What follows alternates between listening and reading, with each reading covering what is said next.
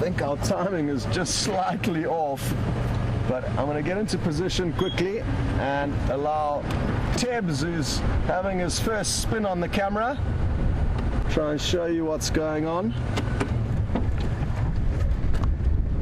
You can see the line are slowly making their way away from this little water hole, but at least they're on the move. Look at their full bellies. You can see two young males and a lioness there. Another vehicle is also in the sighting with us, but if it wasn't for them, we wouldn't have known to get here. And I've just spotted another lion up to our left, which is going to be a beautiful spot to view it from. We've got a nice low angle, another one of the young males. Look at this. Wonderful stuff. And what I'm actually going to do is reposition the vehicle quickly and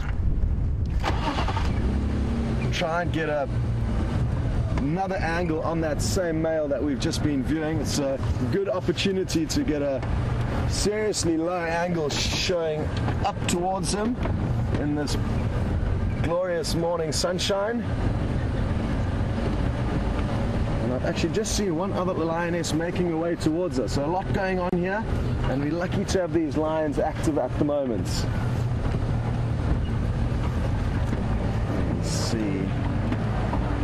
And just, oh, this is going to be good here. Look at that. What a great view.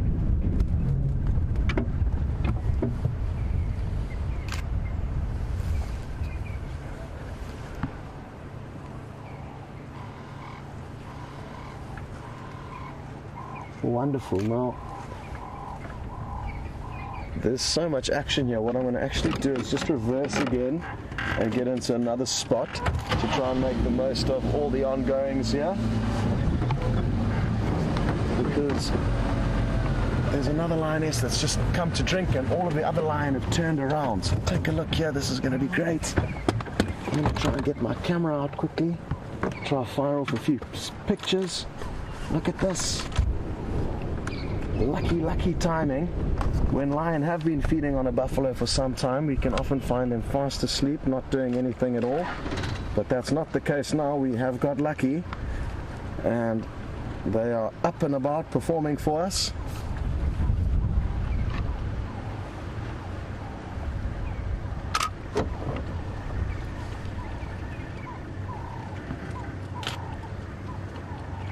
Oh, that young male's got a bit of a wound on his back, and that'll be signs of the turmoil that's going on at the moment with the Birmingham coalition coming through the area. There we go. And that's one of the main places that lions will focus on when attacking and fighting with other lions, because they'll try and paralyze their opponents by severing the spinal cord, and it's often right at the end of the spine, at the base of their tail, that they will attack and bite onto. But tough, resilient animals, all the wild animals out here, lions included, and even though it does appear like it's a bit of a nasty gash, I don't think it's going to be anything for this lion to be concerned about. It seems to be quite healthy.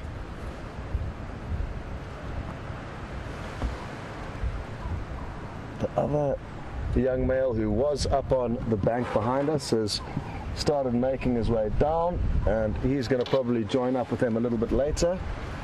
This lioness, you'll notice, doesn't have a tail, and quite interesting, because the first time I saw the Tsalala pride was when I was working in the southern portions of the Sabi Sands, south of the Sand River, and even then there was a lioness without a tail. This is a different one, who was probably a youngster when I was viewing them 3 or 4 years, probably 4 or 5 years ago now, back then. But they appear to have had a run of bad luck with lioness losing their tails.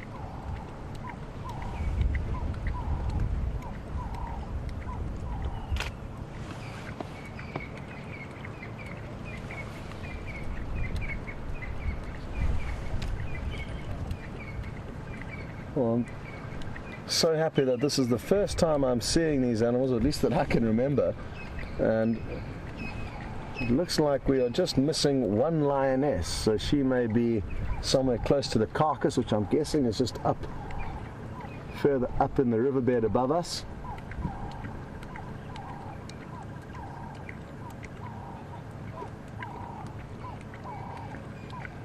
Look at how muddy her chin is from this muddy water. Oh, here's the other young male that was up on the bank. It looks like he's going to join her. Beautiful.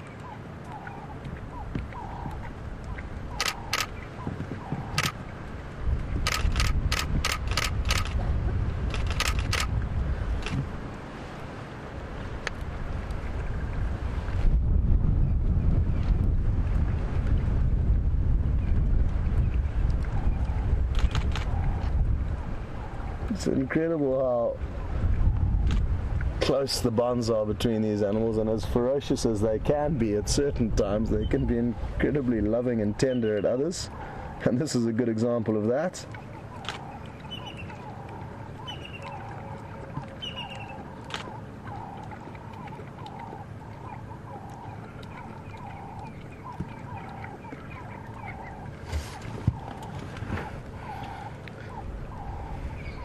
Now, interestingly, I think I can see a little bit of a ruffle of fur on the spine of this young male. I'm just going to take a closer look through my binoculars. Yep, it's also got a wound on its spine. There's the female who's got that bizarre look without her tail. And Matwix, just like earlier we said, we don't censor anything on safari, so don't be surprised to see her going to the toilet there. It's all part of the show.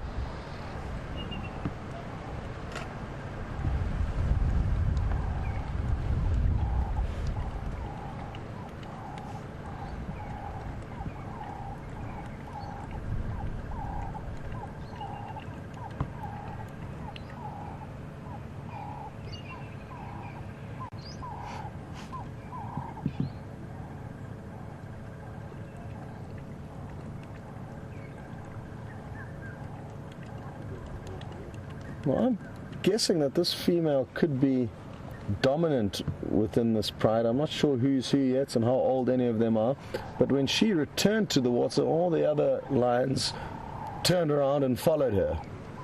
So that's an indicator to me that she could be maybe the oldest or most dominant lioness, because they all seem to be kind of following her moves.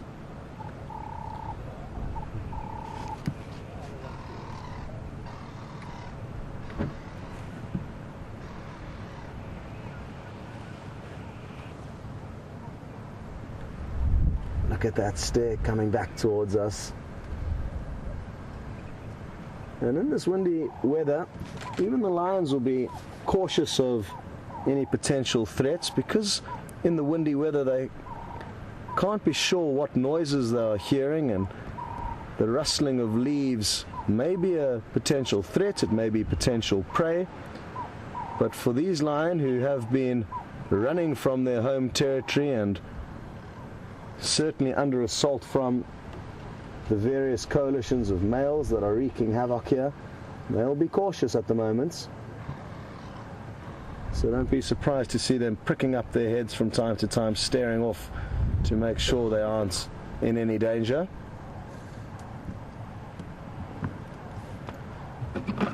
Just going to reposition the vehicle slightly. The other vehicle in the sighting with us was kind of jammed due to our position, so I just want to move a bit, and that way they can also move into a better spot for their guests.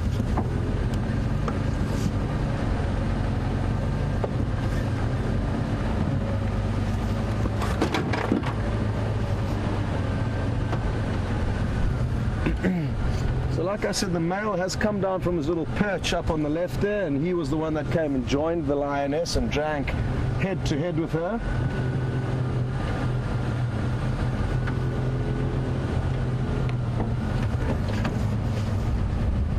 We should be getting some more great views again from a low angle, which for me is something that we don't often have the privilege of getting. And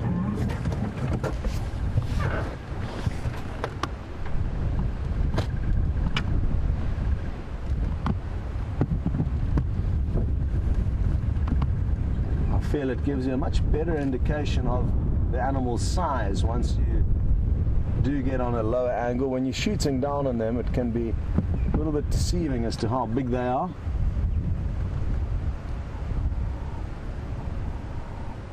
Jeez, they really don't look in the best condition, all these lion.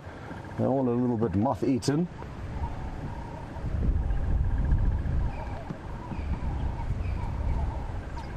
Well, I guess that's a sign of the times. It's tough times for the prides of lion, especially young lions like these young males. But they are certainly not in terrible condition. That don't read into it wrong, that I don't think that they're in any danger. They're just not looking as good as they could be.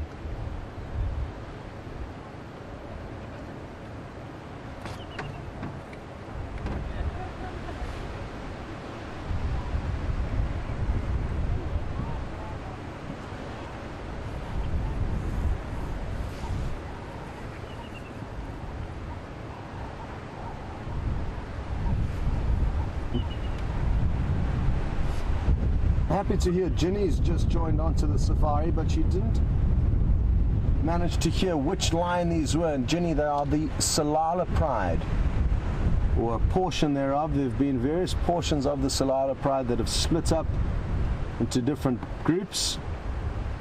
This portion contains 6 members, 3 lioness and 3 young males.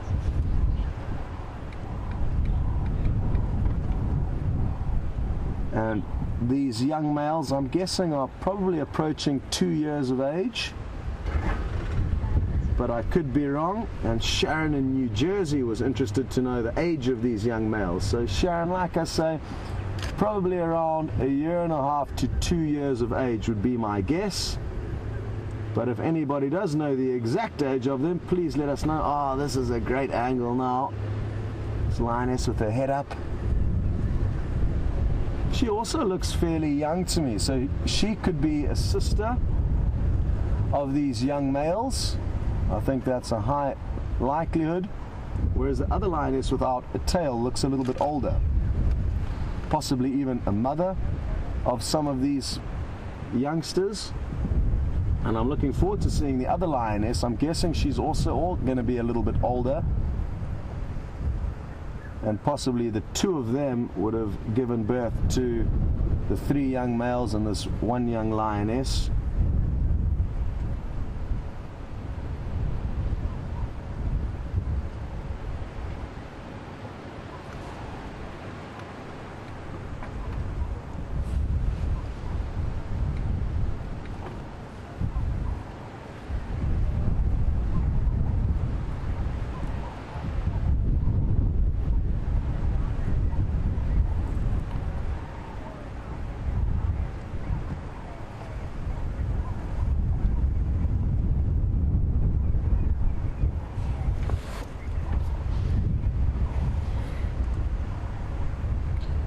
Now, one of the updates I got last night around the campfire is that there's been a lot of leopard mating activity, and poor old Tingana is apparently absolutely exhausted. He's been doing a lot of mating, especially with Karula.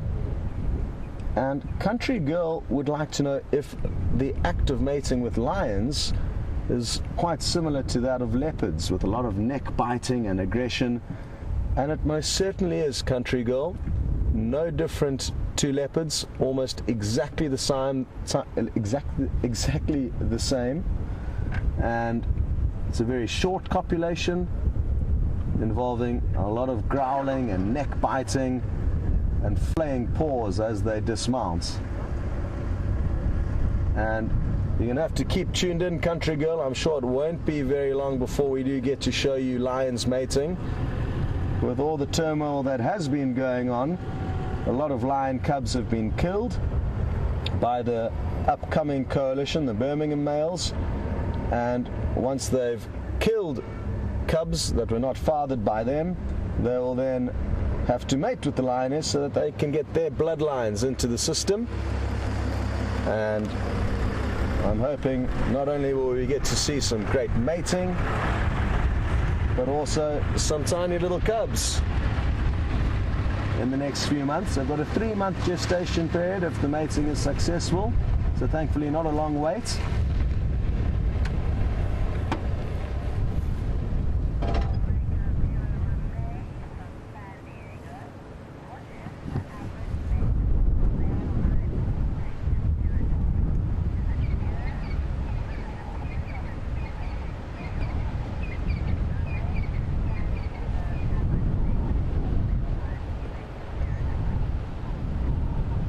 I've been mentioning a lot about lion turmoil that's been going on in the area, and possibly haven't been very accurate into the new viewers as to what exactly is going on.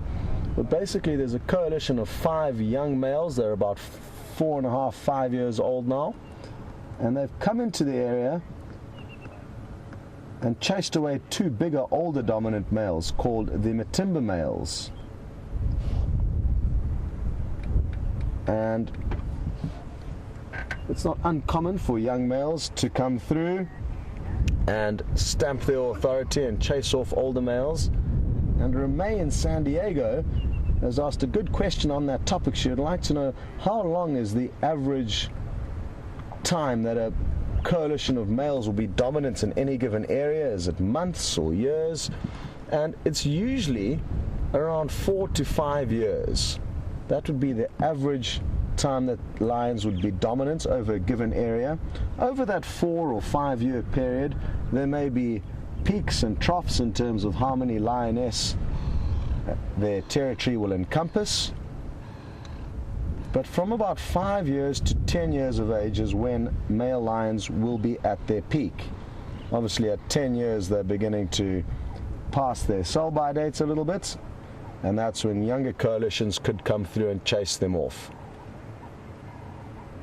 Even then though, once they are chased off, they'll still be dominant, possibly though in a just smaller area with maybe only 1 pride of lioness, and it sounds like that's what's happened with the Matimba males.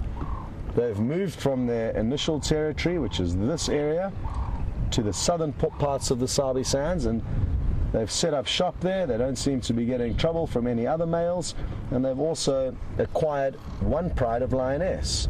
So you'll probably just find that even though they are losing strength and therefore territory, they still are dominant, but just not in a very big area.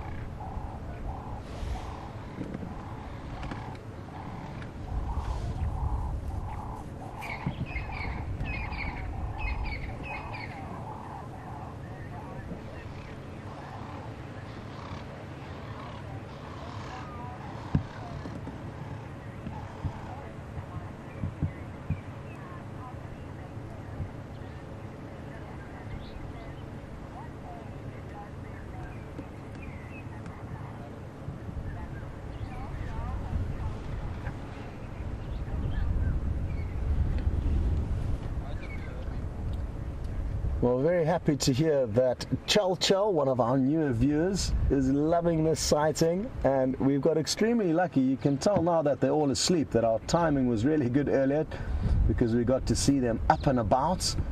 And Chel mentioned that she was shocked as to what little concern they paid to us in the vehicles. And you're right, Chel, it is quite remarkable. It's as if we're not even here. And isn't it wonderful that we can view these animals without disturbing them? And the reason why it is like that is quite simple. Over many years, probably 40 years now or longer, the Sabi Sands has been a photographic destination, and because we don't harm the animals or interfere in their lives at all, we don't feed them, we don't hurt them, we don't harm them, all we do is look at them. Over the generations, the lion, and especially the leopard, who are usually very shy and secretive, have become relaxed with the vehicles. And you can often drive into a sighting when they're all asleep and they don't even lift their heads to acknowledge you. So we're extremely fortunate. Don't be fooled though, they are still wild animals, and their response to us when we are on foot, when we're trying to track them down on foot, can be very different. Most of the time, animals of all shapes and sizes will run away from us. That includes the lions and the elephants, but occasionally they will feel the need to charge you and assert their dominance, or they may feel threatened and feel like attacking is their best solution. And if we were to get out the vehicle now, you would see either a charge or the lions running away, neither of which we want. But it's important just to let you know that they are still completely wild, and it's just from a young age, when they were little cubs, they would have been seeing vehicles, hearing vehicles, and that's why they have begun to accept us as kind of, I guess, part of the furniture out here. And another thing Chal was interested to know is, when will young lions' manes start to develop into big and beautiful ones? And anywhere from 4 to 5 years of age, like the Birmingham Coalition of Male Lions that you'll hopefully see in not too long, in the coming few weeks. They should spend some more time on our property. They did skirt straight through Juma last night, it sounds like, according to the tracks. But those 5 young males are really coming into their prime, and just under 5 years of age, they still haven't got to a big mane yet. So it's not quite fully developed, and I guess therefore an age that it would be developing to full size would be around 6 or 7. But just like humans, age and growth and development will vary slightly between individuals. And obviously genetics also plays a big role in that. Some males will have very dark manes, other males will have lighter manes, and some will certainly be more big and impressive than others. So these youngsters here that are probably around 1.5 years or 2 years of age have still got a long way to go, lots of growing in both body and in mane size. What I'm thinking of doing is going and taking a closer look at where this buffalo could be. I'm just going to drive up in the general direction of where I can see some vultures, and we'll see if we can work out what is going on there. Tebbs, well done on your first little session behind the camera there. And there's a lot going on when being on camera. I must let all of you guys know there's a million things to think about. And even though Tebbs is an experienced cameraman, most cameramen who arrive here have got not too much experience in exactly what we're doing. It's a very unique operation, this, the fact that we're live. There's no time to rethink shots. You've only got one attempt at it, along with many other variables, makes for a lot going on. And I think he's done a great job starting off.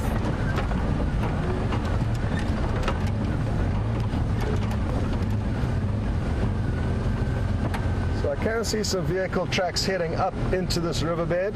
Let's see how far we can go. I'm not sure where the buffalo is.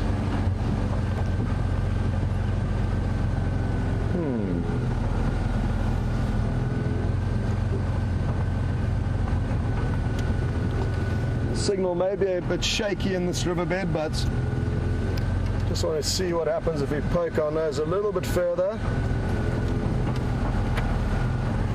No, not looking promising here. The vultures sadly flew off. They were just up to our left here. I can smell, it's a lot of lion dung that I can smell, so I don't think I can smell the actual carcass. But the wind is swirling around in all directions. So hard to tell where this dead buffalo could be.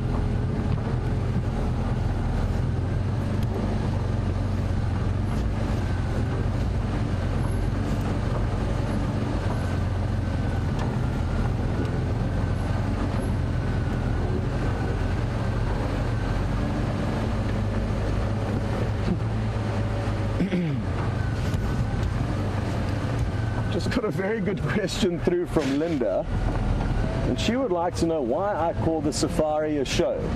And Linda, your guess is as good as mine. I should just call it a safari, but I've slipped into a bad habit of calling a show. So please feel free to slap my wrists whenever I do that, because it doesn't really make too much sense. But it's something that I've started doing, and something that I'd like to try and stop doing. So thanks for pointing that out, and feel free, like I said, to call me out every time I do call it that going forward.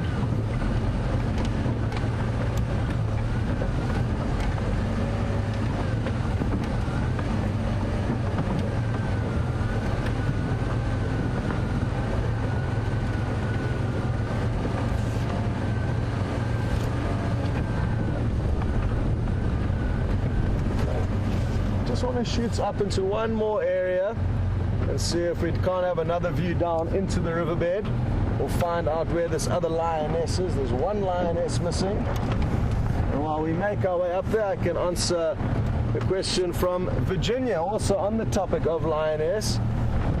And she's interested to know, within a pride, will it just be one of the lioness that are the most dominant? And yes, it is typically one who is the oldest or biggest and strongest and most experienced, and she will be the one to get the rest of the pride on the move when they wake up. If she starts moving, the rest of the pride will start moving. So it is, yes, certainly one lioness that will usually excuse me, run the show.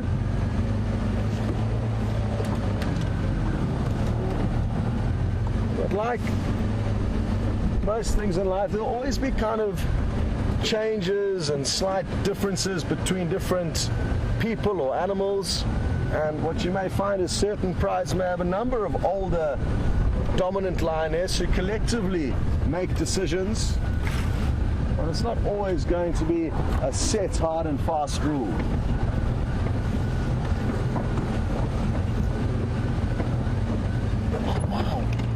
At about 2 o'clock, Tebbs, just to the left of the dead tree, yeah, just to the left of that dead tree, if you just zoom in, left of the tree, keep going, yeah, there it is, lower down, there's a black-backed jackal sitting in the bushes there, and this is an animal that we don't get to see very often, and you can see it just at the top of the screen there. Awesome, well done, Tebbs.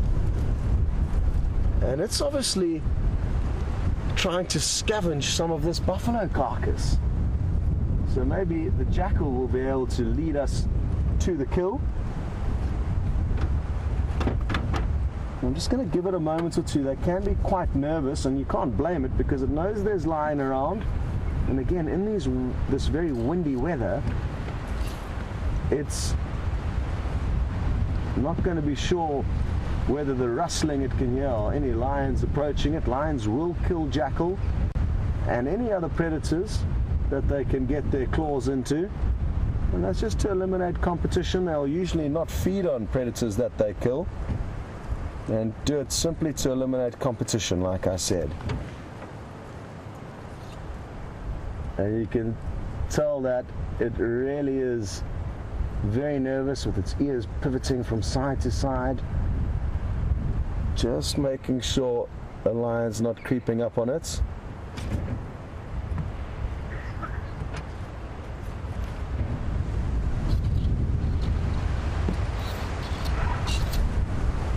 I just saw a little bit of movement in the bush far behind that jackal. I couldn't work out what it was, so I'm just trying to look through my binoculars to see if I can't get another glimpse, possibly another jackal, I don't know. It was just a flash of movements. And I think while I was looking through my binoculars, the jackal's run off. So let's see where it goes.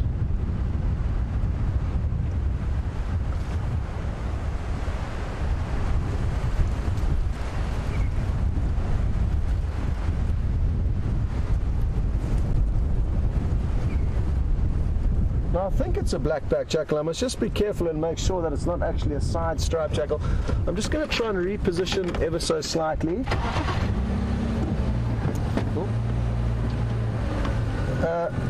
Black-backed jackal will not have a white tip on the end of its tail. So that is the key thing to look for, and the easiest thing to look for when trying to distinguish between the black-backed jackal and the side striped jackal. Oh no, this one's tail looks like there's got no fur on it, so it's going to be a difficult one to use. as an indicator, but I think it may actually be a side stripe jackal. The side stripe jackal does also have a kind of stripe along its flank. Let me see what happens here. But this one's tail certainly didn't look as bushy as it should be. Oh, I think we're getting closer to the action. I can just see some vultures on the ground here. And where there's vultures on the ground, here we go. The jackal just ran off, but the vultures are there. There they are. A few big white-backed vultures. They're probably too heavy to fly, filled with buffalo meat. And that's why they're Running along the ground. Where is this carcass? Hopefully not too far away. I think I can see a large grey mass ahead of me, which could be the buffalo. No, that's just a fallen down tree.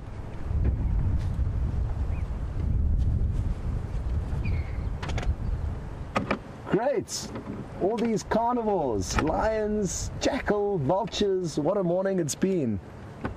Very fortunate start for me getting back In the vehicle after a couple of weeks away.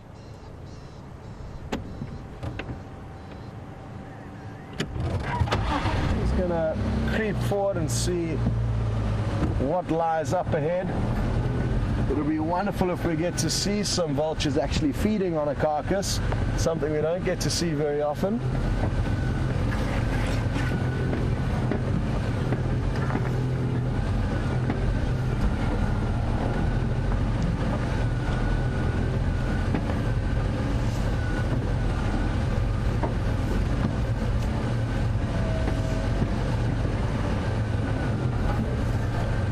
Certainly vehicle tracks taking us off-road, continuing in this direction, so I'm guessing the kill could be up ahead. I'm just going to stop here though and try and get you a good view of a vulture just perched itself up in a dead tree.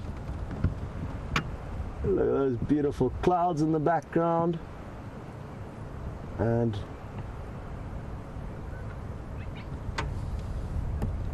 great scene this is. A vulture in a dead tree. They prefer to land in the dead trees because it's far easier for them to land and take off onto a perch with no obstructions, so they'll, especially in the summer months, avoid the trees with leaves where they can.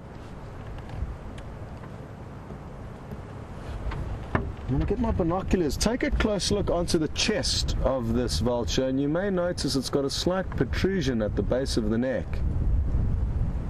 And that very slight bump or protrusion is kind of a pantry called a crop, which it can store up to 1.5 kilograms of extra meat in, on top of what it's already fed on. And because they are opportunistic animals that rely on other predators to kill their prey, they cannot hunt for themselves. They need to be able to cash in when the going's good. And now you can see when it's moving about that little kind of bulge from below the neck. Oh.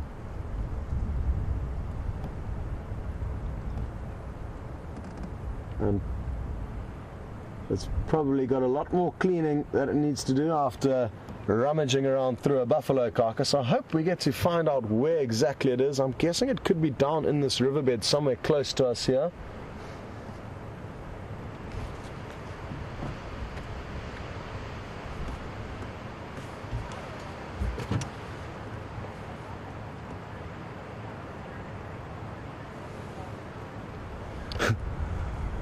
Well, Carol, thanks for your comments and observation. She thought she saw a buffalo somewhere close to where that jackal was sitting. I'm not sure where the jackal's gone, but I'm fairly certain we didn't drive past it, Carol, so you could have just been imagining things.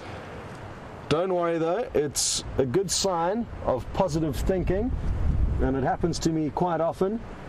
When you are hoping to see something, your brain can twist and contort random inanimate objects into whatever you want it to be, and I'm guessing that's what happened to you over there. Okay, well, good view of that vulture, but I do want to continue snooping around to see if we can find out where this carcass is. Who knows what will be happening at the carcass itself.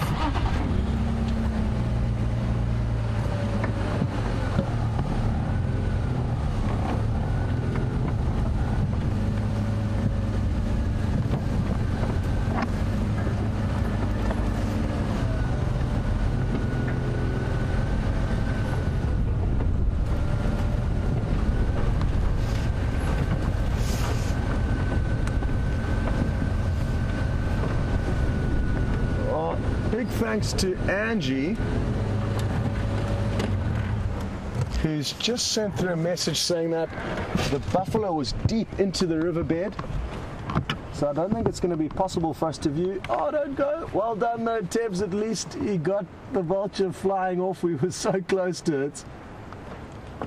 And I think we may get lucky though, because I can see a lot more birds of prey up ahead, a few hooded vultures, white-backed vultures, and I think this buffalo must be just down in the riverbed ahead of us here. So we may be able to squeeze in between these tambuti trees.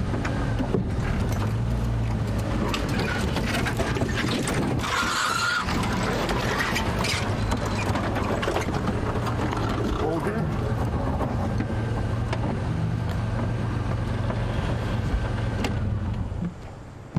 Oh.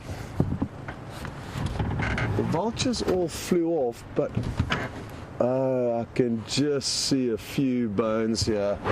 Let me see if I can creep forward a bit. Oh, there we go. We've got a great view of a vulture there again. Well done, Tebbs. I'm trying to... Ooh, and now I can also smell the buffalo. The buffalo's just down in the riverbed to our left, but let's enjoy the views of this vulture before we try and get you a view of whatever is remaining down there. It looks like just skin and bones, the brief glimpse that I've had. We don't get to see vultures as often as I would like to, so I just want to take this opportunity to really enjoy having a closer look at them. Perfectly designed for their lifestyle. They've got that very long neck with hardly any feathers on it, and that's critical because they're doing so much feeding in quite bloody, messy carcasses, often squabbling with other vultures. That neck, if it was feathered and difficult to maintain, would be not the wisest option for the vulture, so it's very easy to keep clean. And what you may notice as it swivels its neck around is that it's almost got a scarf, there we go, of long feathers, and when it's flying up at high altitudes where it can be cold, it'll have that long neck tucked in with a little scarf keeping it warm.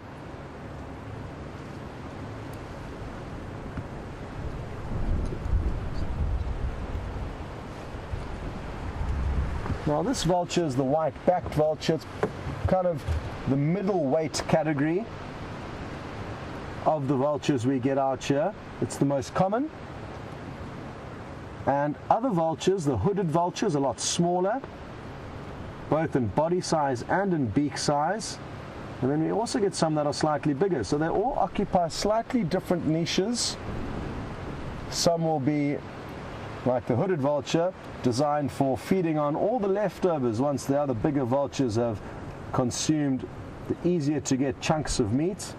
And then the hooded vulture can come in with its very small, thin beak to make sure that nothing goes to waste. And I'm hoping it won't be long before a hooded vulture pops into a spot where we can show it to you, but for now I can't see any near us.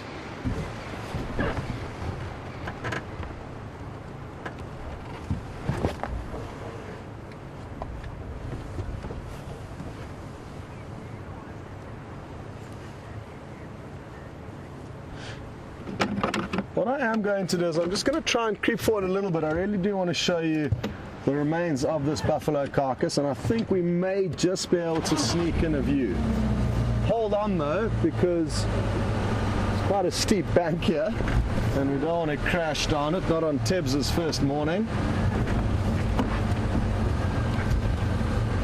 I think we'll be okay.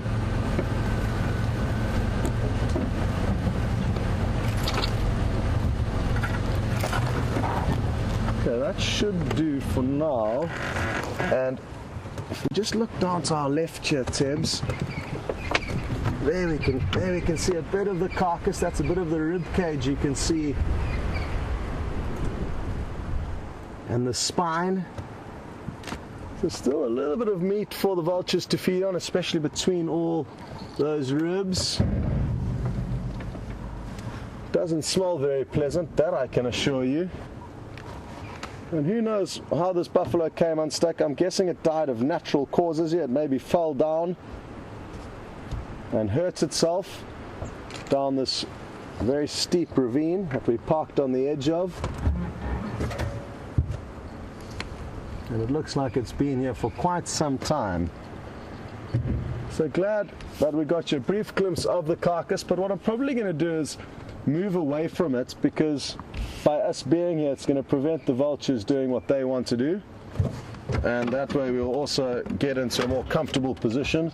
Tebbs and Jandre are hanging on like mountain climbers onto the back of the vehicle. They're not as fortunate as me. I'm in a comfortable seat here. They don't have the same privilege as me. Thanks guys. Okay, well, it's going to take us a couple of minutes to get back to the lions, and while we are wiggling our way through the bush, we will send you back to James for a quick update on what he's up to. See you later. Well, I bring you the news, everyone, that unfortunately the Birmingham boys have crossed into Torchwood, which is to the east of us, and I've just had word now from Ephraim, who works at Cheetah Plains, that they turned due south and headed into Mala Mala. Now, I think that's quite an interesting situation. This has been a male lion vacuum. Until last night, it's the first time the Birminghams have come through here in quite a while. They haven't spent any time on Djuma at all. They've spent very little time on Buffelshoek, which is also their kind of domain. Well, it was originally their domain. And I think that this place here, Djuma, is setting itself up for perhaps another influx of lions from the north, maybe the Tsalalas. And I also think it's fascinating that the lions you're watching with Scott, the Tsalala pride, are as far out of their natal territory as they normally are. And that, we think, is a result of the fact that our old boys, the Matimbas, Hairy Belly and Ginger, have headed down towards Londolozi and seem to have carved themselves a little niche there. And while they've been there, they terrorized the Tsalala pride, who skedaddled up here and found that the Nguhuma pride, which had in turn been terrified by the Birmingham boys, they'd skedaddled into Kruger, and they found the place totally empty, and so they hung around here for a little while. We also had the Shimungwes around for a little while, so we had three prides in the territory that wasn't their own. So quite interesting line developments. I think things are far from settled yet. So that's all rather interesting, and I'm so glad that we had the opportunity to see it all going on. We're coming now up to Treehouse Dam, where there appears to be a high activity from one or two doves. Otherwise, it is a barren wasteland. And the wind, as you can tell, is still howling through the trees. So it's quite, I mean, it gives you an atmosphere of expectation here, and we'll just show you what those doves are drinking. They are drinking some muddy water. They're feeling pretty safe there because they can see all around them, and nothing much is going to come down and harass them at that little waterhole there. Those are laughing doves, the ones in front, and then there is a ring-necked dove behind. You don't often see those laughing doves sitting like that. I think they look pretty confused, and I think that's because the weather is so very unseasonal for this time of year. To have a cold wind like this blowing through in November is very odd. So we had a question yesterday about climate change, and I said that I thought it would be I thought it would be leaping to huge conclusions trying to say anything about climate change, based on the sort of your feelings around the area, because the weather here is so variable by default. But maybe Maybe this kind of unseasonal weather is something to do with climate change. Who knows? Right, let us continue. So, there's some very pretty flowers here, which I'm not going to be able to get them, am I, Wium, without causing myself a real accident. Hang on, let me see. Because they're white, and so because they're white, I think they'll probably smell rather delicious. So while Scott is going to the lions, which definitely do not smell delicious, especially when they've been around a kill, which they've eaten, a rotting piece of buffalo flesh, you'll find the aroma around where Scott is standing very different to the one around here. Wium, can you see me? Yeah. I'm not going to reach these things, am I? No. No. I don't even think Brent will reach them. No. Okay. Sorry about that, everybody. I thought I might be able to bash one off so that I might smell its sweet aroma. But no, not going to happen. Trying to look what it is. I don't actually know what tree it is. I'm trying to get a sample at some stage. Right, never mind. We'll try and find some other flowers as we go. The lilies have come out, the crinum lilies, and they smell spectacular. Okay. Okay, that was exhausting, Wium. It was a very long walk and down that hill. Phew. They look like jasmine, yes, but they are not. I don't think we get any indigenous jasmine around here. I suspect they will smell like jasmine, though. White flowers often do. Right. There were more squirrels alarm calling here, but the more and more often we see them and hear them, the more convinced I become that they are just liars.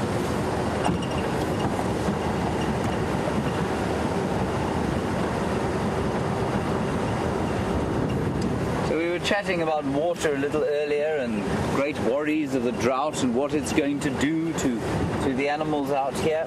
And Eddie, Abby, you want to know where that fresh water at the Juma Pan comes from?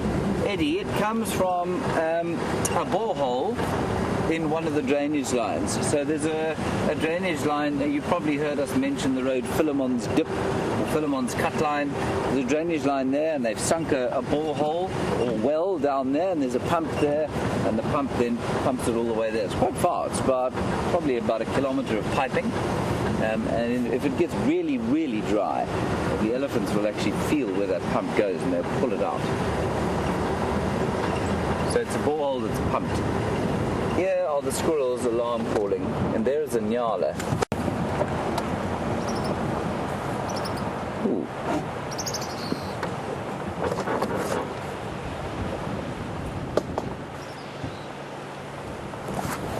Yes, beautiful Nyala bull.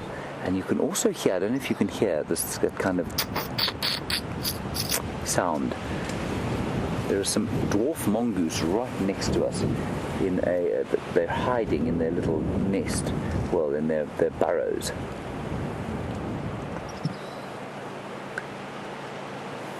And so you can see the Nyala enjoying the fruits of the early summer. Lots of different choice for a browsing antelope. They, of course, are browsers, not the grazers, so they don't eat grass. Oh, Wium, oh, no, he saw us. This little mongoose stuck its head out. We'll just put the camera on the burrows, and I'm going to try and call them out with a kind of a swizzling sound. And they're in this little kind of termite mound here. It's not a big, not the kind of termite mound that you're used to seeing, the huge ones. It's called Odontotermes, and one of the little mongoose stuck his head out to look, took one look at Wium and disappeared back inside. So what I'll do is make a quick noise and see if we can't pull them out.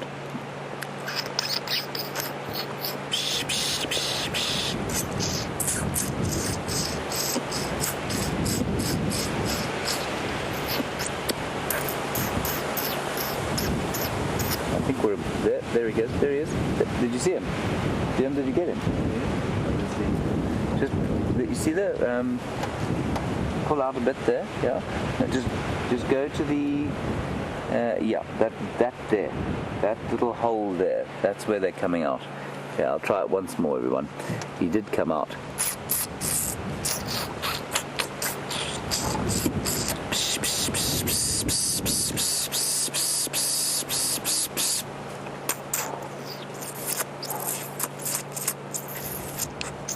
This is very embarrassing.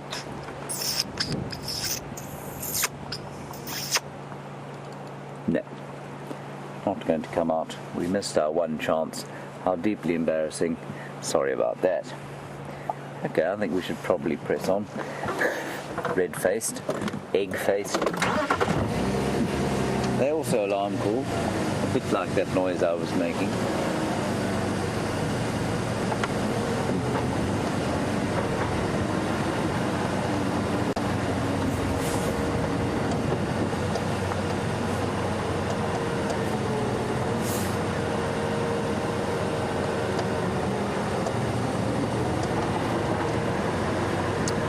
So, I'm sure many of you new viewers are wondering about the rhinoceros and its plight, and perhaps if we get them here and why we don't show them if we get them. And Jeffrey in Texas, you want to know if, you know why we don't show them to you, but do we see them and how often? Well, we see them fairly regularly. I think they're a little bit scarcer than they used to be, probably because they're a bit more nervous and because we don't actively track them, so they've become slightly less used to the vehicles. But everybody, the reason, if you don't know why we don't show rhino, is because of the scourge of rhino poaching. And what we don't want is for anybody, I think it's highly unlikely that any potential poachers would be watching this show and therefore be able to pinpoint the accuracy of a rhino location from watching the show. But just in case that might be the case, we don't show rhino. So there are rhino around here, not quite as many as there used to be, unfortunately, but that's why we don't show them. So sorry about that. Sometimes you can get an idea from it when the other day we saw one came walking onto the road, and I totally instinctually behaved like a 3-year-old or 2-year-old who thinks, when a 2-year-old thinks if you can't see him, or if he can't see you, you can't see him, and they hide like doing that, like that. And I did that. I hid underneath the dashboard when I saw the rhino, which was of course a totally ridiculous thing to do. And the rhino looked and then walked across the road. The camera went pointing into the sky. So sometimes you will notice when we've seen them. Other times you won't. Other times it will be very confusing. Anyway.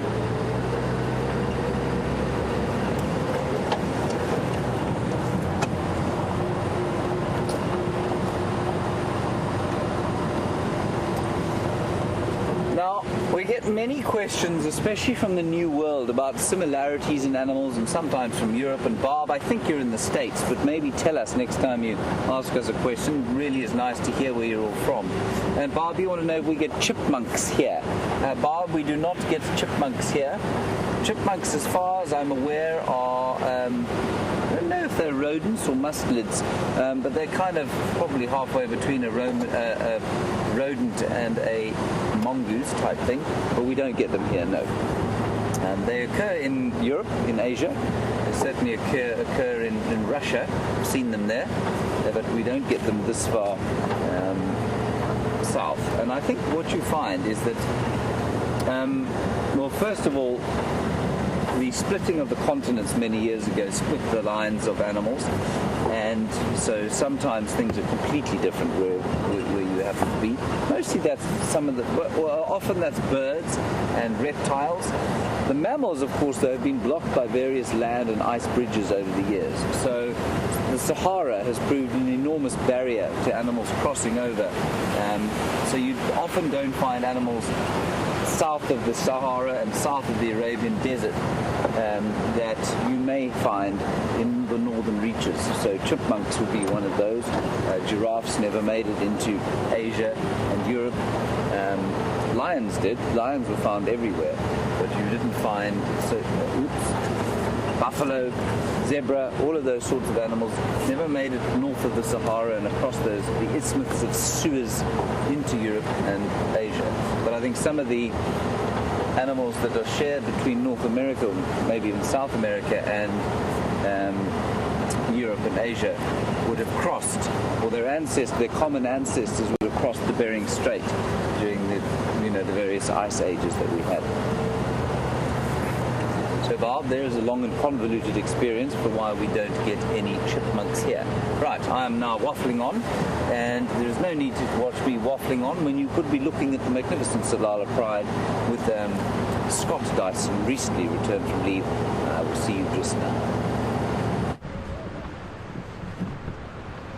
Welcome back, everyone, and as you can see, not too much has changed here. The lions are all still fast asleep. Still not sure where the other lioness could be though, so hopefully she'll come onto the scene at any moment.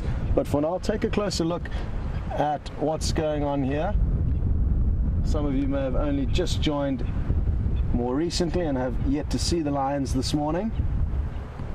When we came across them, they were up and about. Some of them were drinking, so we got a fortunate start to the sighting, but I'm guessing they're going to be spending the rest of the drive asleep.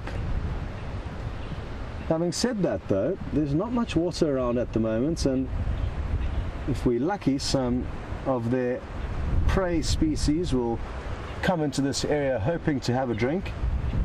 And even though the lions are fast asleep now, they'll be sure to change tone, and if any opportunity does present itself, they'll certainly try and make the most of it.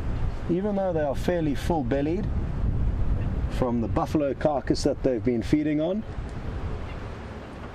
they are highly opportunistic, and I've seen lion with far fuller bellies hunting and capturing prey. So there is still a chance we may get to see some action.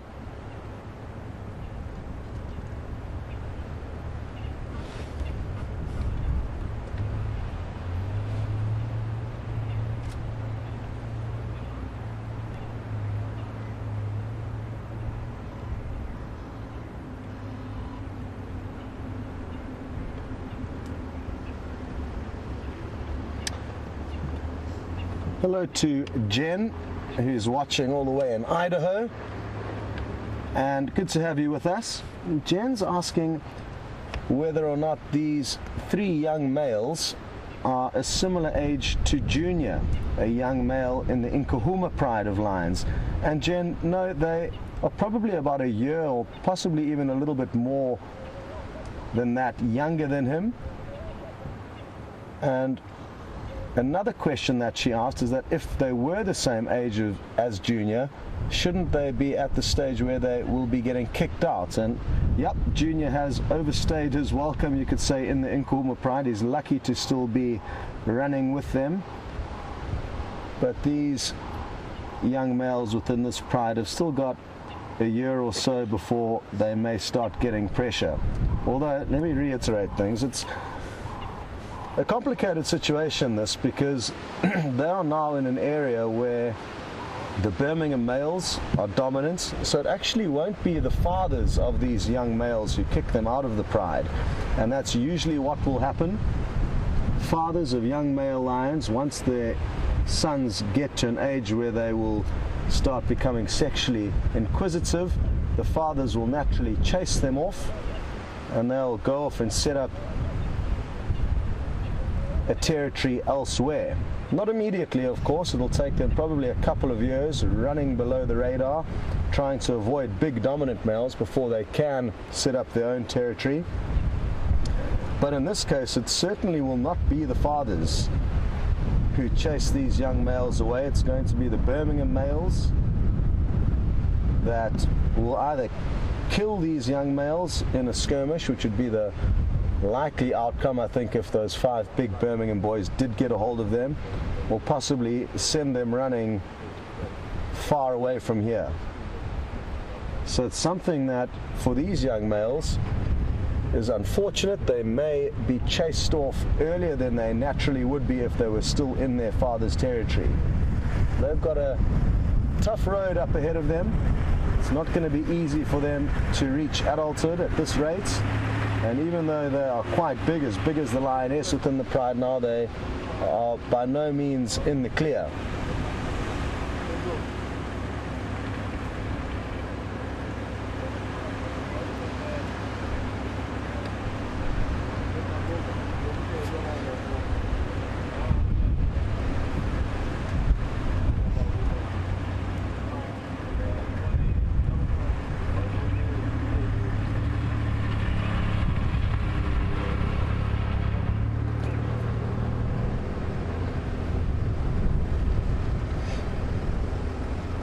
Janet's just sent through a comment saying that these lions are looking quite beat up, and you're 100% correct, Janet. They are not looking in the best condition.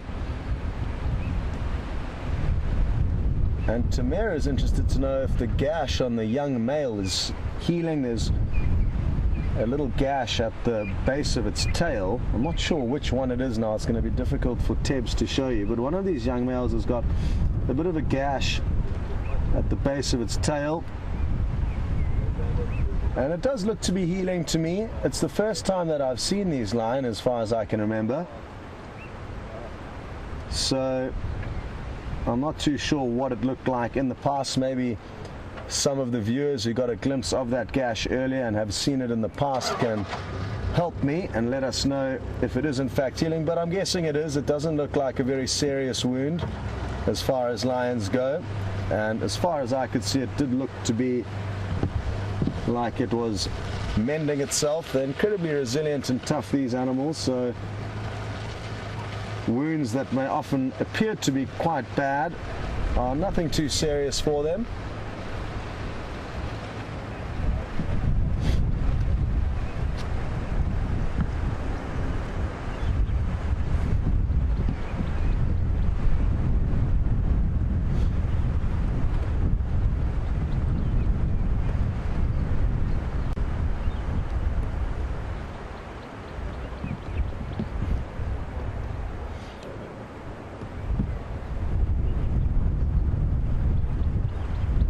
Well, hello to Mischian all the way in Dallas, Texas. Good to hear your name again.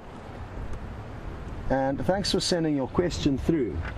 Mischian's interested to know whether any of the animals will ever become anemic due to a high tick load.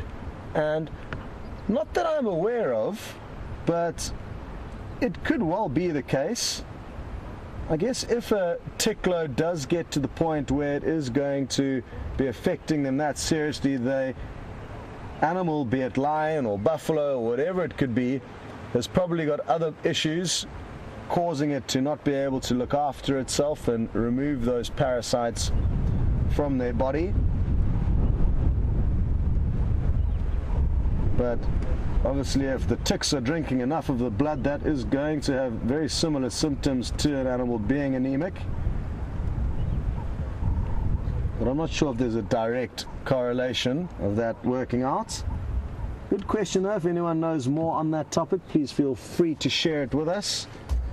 That is one thing I do love about the Safari Live experience. Often you, the viewers, are teaching me a thing or two. It's not just the other way around, as it can be having regular guests who are often not nearly as experienced in terms of safari as a lot of you are. Most of the guests who you drive around in the Sabi Sands are coming for their first and last time.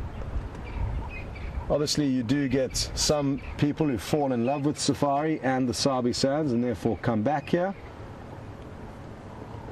But usually, as a guide in this area, you are going to be driving first time safari goers, whereas with you guys, there's a lot of seasoned veterans. There's a little bird wading on the water's edge here, which I would like to show you. I'm actually having trouble identifying it, so maybe you guys can help me. But take a closer look over there and see if you can work out what it is. It's kind of at probably about 9 o'clock, just on the water's edge. I can tell you that it's a sandpiper. Which one of the 3 or 4 we get here, I'm not too sure. But they're really pretty birds. And take a close look at it. and I'm going to show you my book afterwards and then see if we can come up with the correct answer. Look at that tail bobbing. Awesome. Eating tiny little insects. I can't even see what it is it's feeding on. They're obviously very, very small.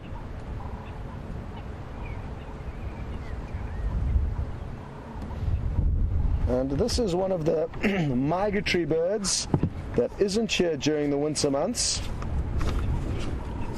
And it's remarkable how many birds do come in to this area. This one would have come from the northern hemisphere as far as Europe. It's a Palearctic migrant, meaning it migrates from Europe or northern countries north of Africa to us. Incredible that such a small bird has made it so far, and our bird population doubles in the summer months thanks to all these migratory birds.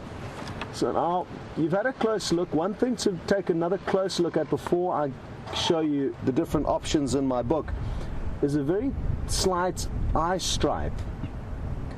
And to me it looks like that very faint white stripe extends beyond the back of the eye. And that to me means that it is probably a wood sandpiper. But let me show you the different options and why it's difficult to distinguish between them. They all look very similar. So these three at the bottom are the three main sandpipers that we get here. The wood sandpiper, which is on the bottom right there, has this eye stripe that extends beyond the eye, whereas the other two do not. The green sandpiper has got a bit of an eye stripe, but it stops at the eye. And the common sandpiper has this kind of little white epaulets on the shoulder, which is clearly lacked here. Another difficult thing to distinguish with birds, water birds, is here it says the green sandpiper has got greenish legs and the wood sandpiper has got yellowish legs, but in this green murky water the yellow legs of a wood sandpiper could be tinted a greeny color.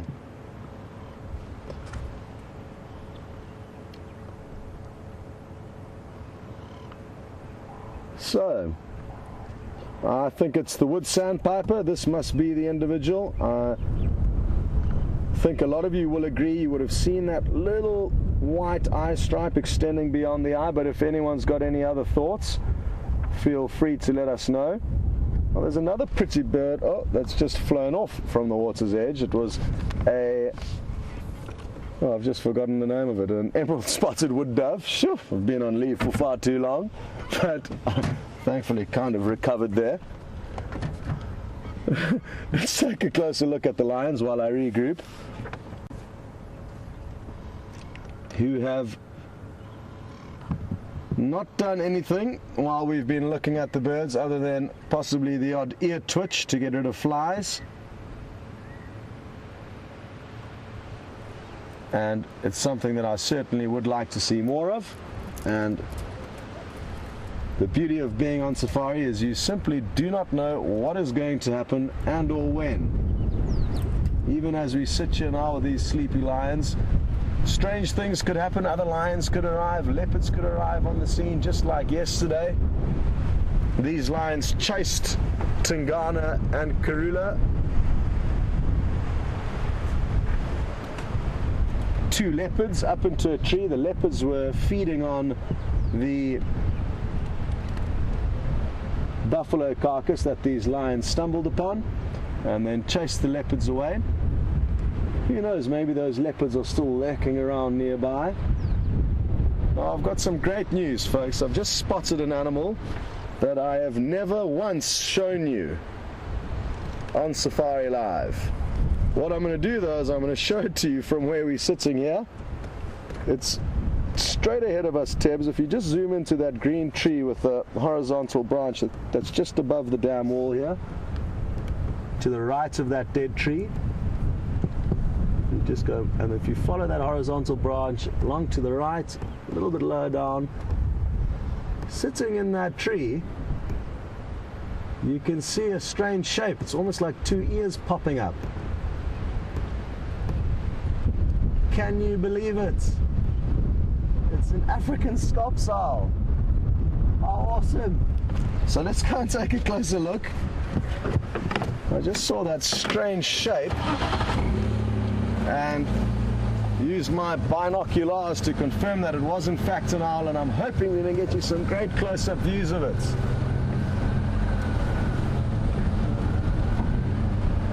You get another scops owl called the white-faced scops owl, also in this area. And I'm just going to get a little bit closer before I pull out my book to show you the differences.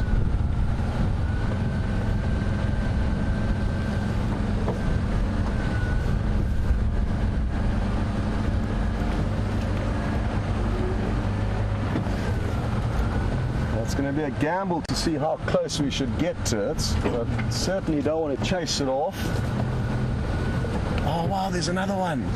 No. Oh, the one flew. The one flew, but there isn't. But there is another one sitting in there.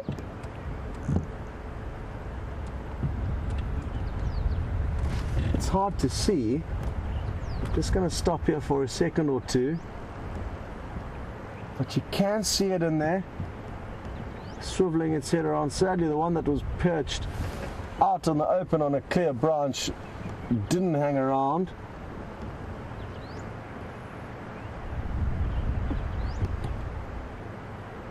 There may even be some more sitting in this tree. It may be two adults with some youngsters. I have seen that in the past with these owls. But for now, it's just the one that's remaining in the tree. The other one has flown off. I just want to see if I can't get a slightly better view.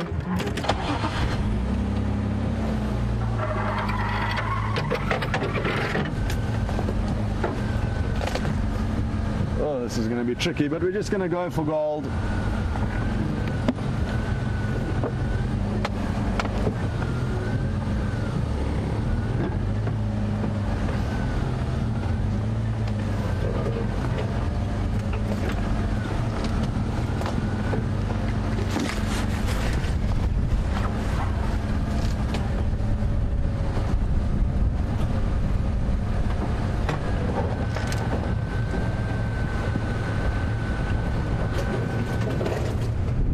I don't know if Tebbs is going to have a good angle here, but hopefully you'll be able to see its head.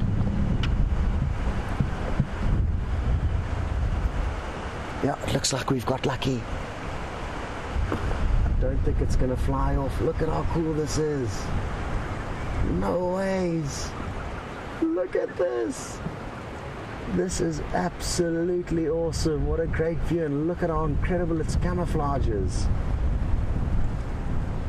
Absolutely remarkable. Big eyes, keeping a very close look at us.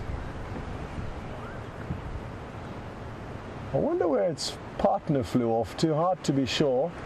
Probably not too far away. Well, I know a lot of you have been asking for us to show you the scops owl. And I'm not sure if Brent and James has had any luck in showing them to you. It was almost a bit of a competition we were having between us, because we hear them call so often, but so seldom get to show them to you, especially not during the day like this. So we have hit the jackpot. And I'm just going to page through my book quickly and get you some images to look at once we're done.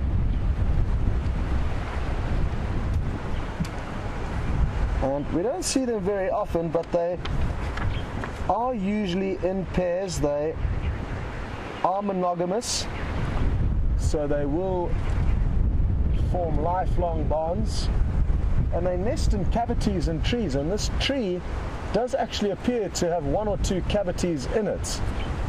So who knows, maybe they've got a nest here. It'll certainly be worth taking a close look if we do return into this area this afternoon, if they are still around.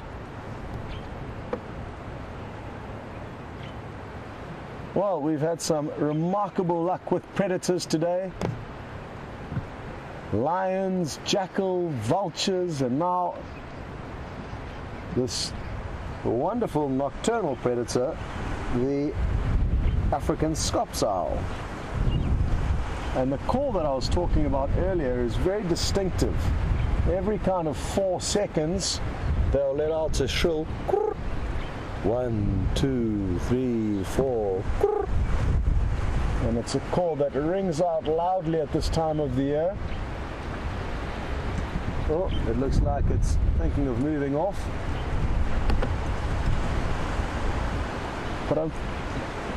And you can see some great images of those very large talons.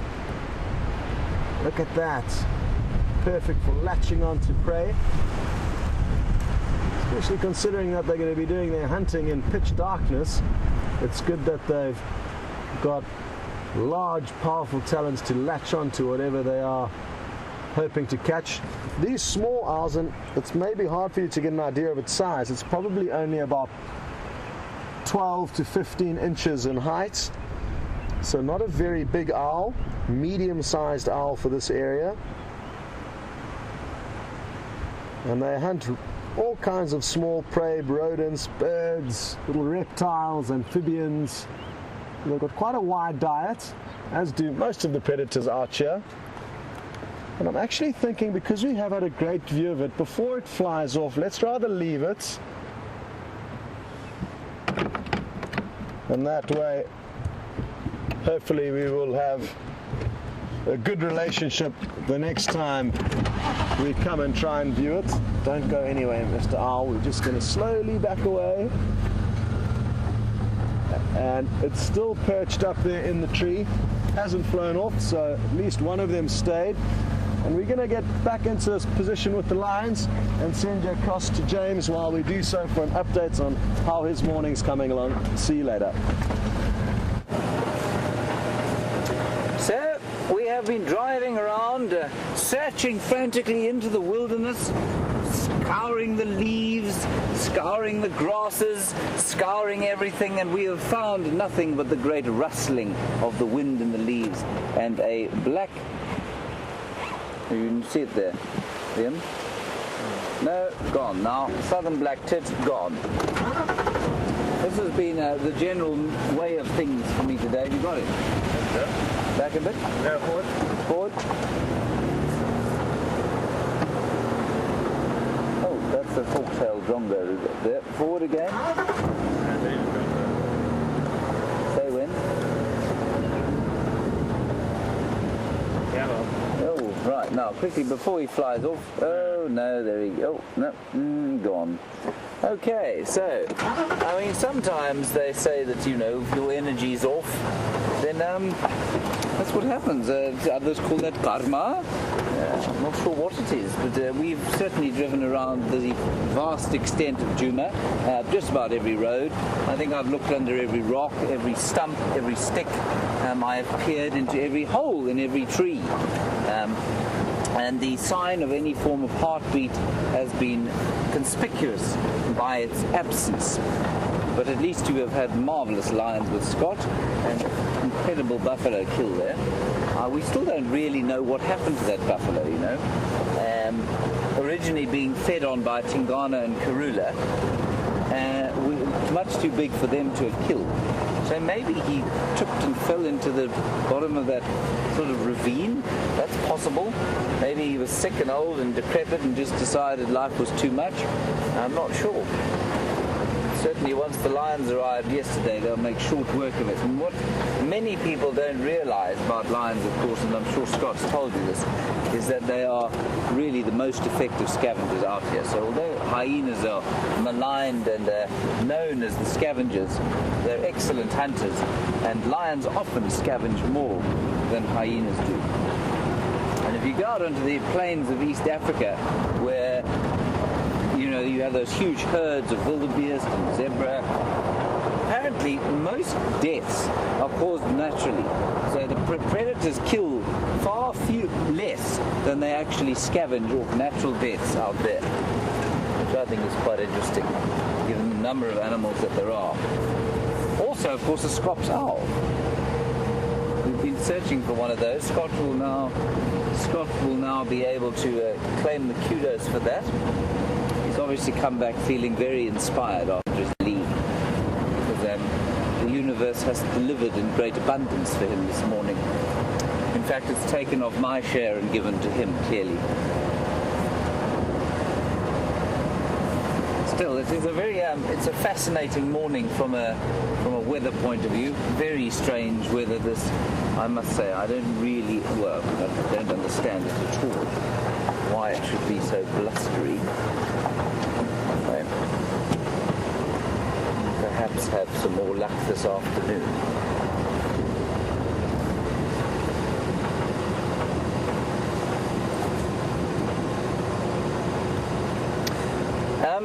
And I'm sure you saw that last little bit of water that there is in Bivelshoek Dam, and Teresa, you want to know why there isn't a camera there. There used to be a camera there. I think it was moved because it was quite far away from any infrastructure, and I think it was quite difficult to get to fix and that sort of thing. But there certainly used to be a camera there. I'm not sure when it was decommissioned. It doesn't exist there anymore. Yeah, there used to be one. I think there was a difficulty with getting signal from there on a consistent basis. But I think, that eastern section of Djuma at the moment is unless you do find the odd elephant there, in terms of general game and therefore in terms of the predators, they tend to pass through it. This area that we're in now, we're quite close to the camps, and on the western side of Djuma, where you had quite close to where you had those buffalo this morning, that tends to be, at the moment, a lot more rich in animals. There's some Nyala. Look at that, everybody. Two ropey looking Nyala. Oh, what a luck. Nyala cow. Hello, my girl. Thanks for coming out to see me. She obviously didn't get the memo about avoiding me. There's also a bull in there. We'll move a little bit closer and have a look. And you can see their amazing sexual dimorphism there as he comes out. So that's the bull. That, astonishingly, is the same species. Now, they're the only antelope that I know of that show that level of sexual dimorphism. In fact, they're the only mammal I know of that show that level of sexual dimorphism. I don't know if anybody can think of a mammal that does that, where the male and female look so completely different. Yes, I mean, you get a change in size, of course, male and female, and often males will have extra defense, like horns, or in the cats, a mane. But can anybody, perhaps, if you can think of a mammal that has this level of strange sexual dimorphism, please send through a tweet and tell us. I suppose the relatives of the Nyala, the bushbuck, also quite different, but nothing like this. I mean, the male is a totally different colour from the female. But there they are. That's Mrs. there, and Mr. behind, with his horns and his long shaggy coat, which will be excellent on a day like this, but I imagine he must get pretty warm in the summertime. Well, we're in the summertime, I mean, when there isn't a cold front coming through during the summertime.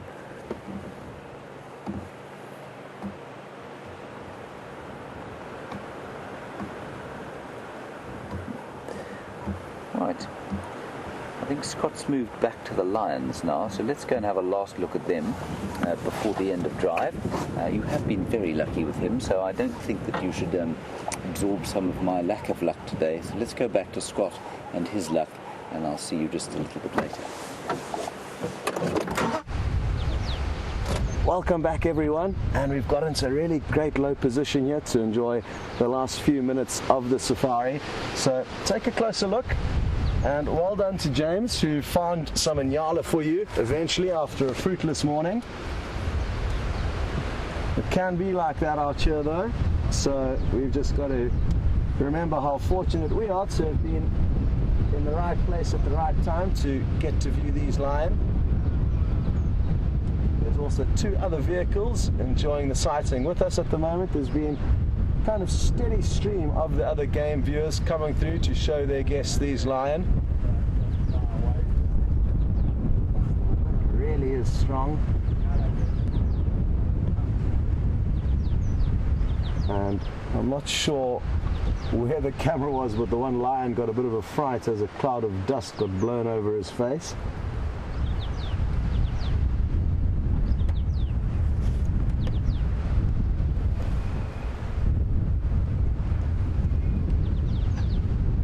Cute, fast asleep. I wonder what he's dreaming about.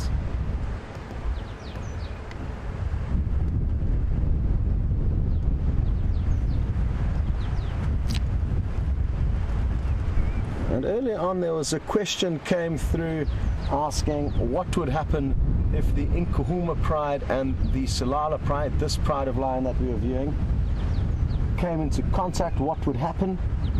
And thanks very much for the updates from Pretty Nightmare, saying that not so long ago there was some kind of a interaction between them, and this pride, the Tsalala pride, was sent scattering in all directions.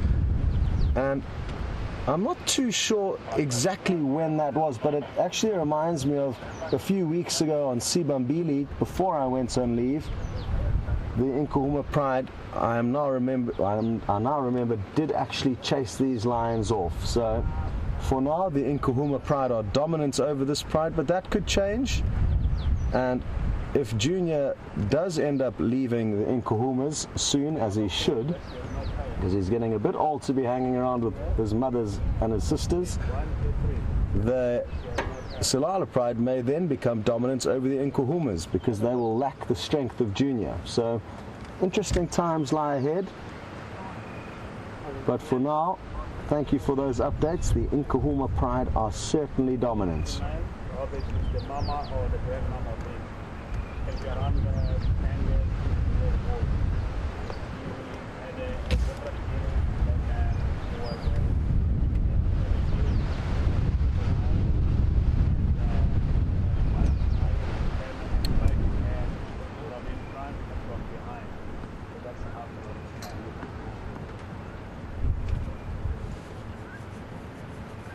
Now, Ginny's just asked whether I think that these lions could be absorbing a little bit of warmth from the earth that they are lying on, because it's quite chilly this morning.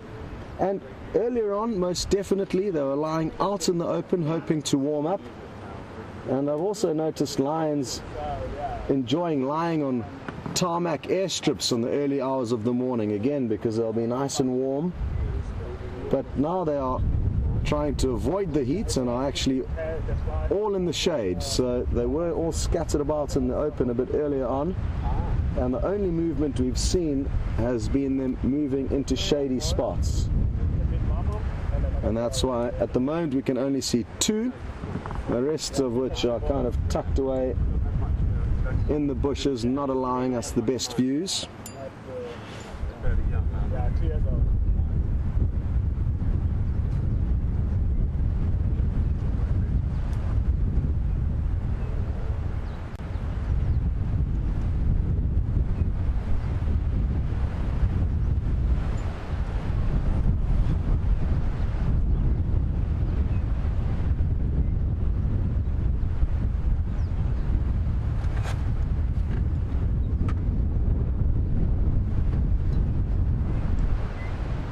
We've got the same question through from a few of you, Clara, Donna and John, and you're all interested to know, why have we got a new cameraman? Has somebody left? And no, the good news is nobody's left. It's just that with all of the new and exciting additions to the Safari Live show, with the drone, the safari tent where Hayden was for the last Nat Geo shows, plus the bushwalk, we simply don't have enough cameramen. So we did employ somebody just for a brief stint over the last TV broadcast to help out, and now Tebbs has come on full time to make sure there's always enough cameramen. And thank you to all of your very kind remarks welcoming Tebbs. and commending him on his quick adaptation to this tricky form of filming. It's got a big smile on his face, and he's just arrived, so he's still getting to grips with the fact that we are interacting with people all around the world, and he's so far loving being a part of it. So good to have him on board, and it certainly helps with all of your kind remarks and warm welcome. So thanks very much for that.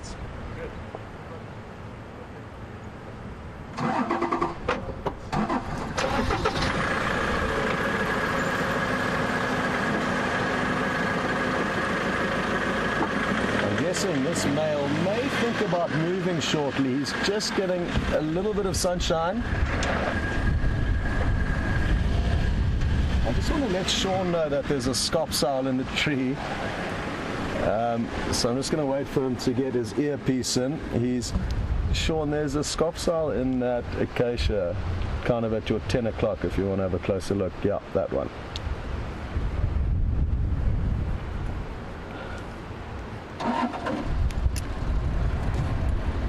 So just sharing some info with Sean on that special sighting we had on the scop's owl.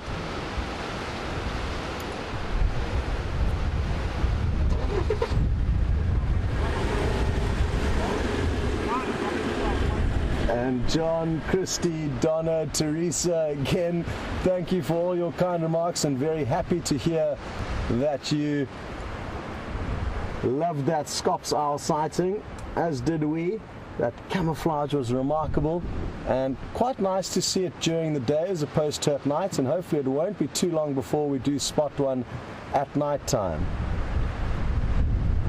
And who knows, maybe we'll even get to see it hunting.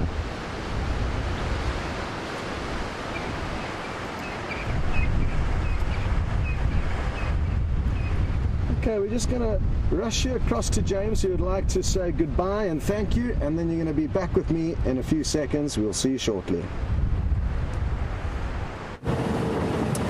Well, everybody, our luck seems to have changed. We've got impala, we've got zebra, the sun is out. Pity that we have to say goodbye to you.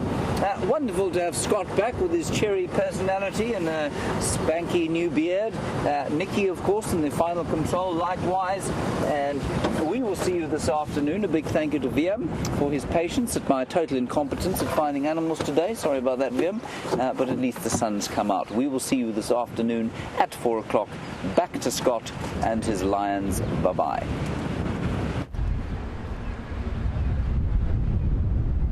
Well, sadly, the safari has come to a close, everyone, so it's time to start saying goodbyes. We just thought we'd give you one last glimpse of the Tsalala Pride, and I'm guessing they're still going to be in this area this evening with good prospects. They probably are going to start moving, maybe do some hunting, so one of us will definitely come back here to follow up on what they're up to, and who knows what else will happen on the Sunset Safari. Anyway, you got to tune in to find out. I look forward to being there with you. I think James will have the afternoon off and Jamie will be back in the saddle. Thank you so much for all your very warm welcomes. Welcome again to Tebbs, and we'll see you next time.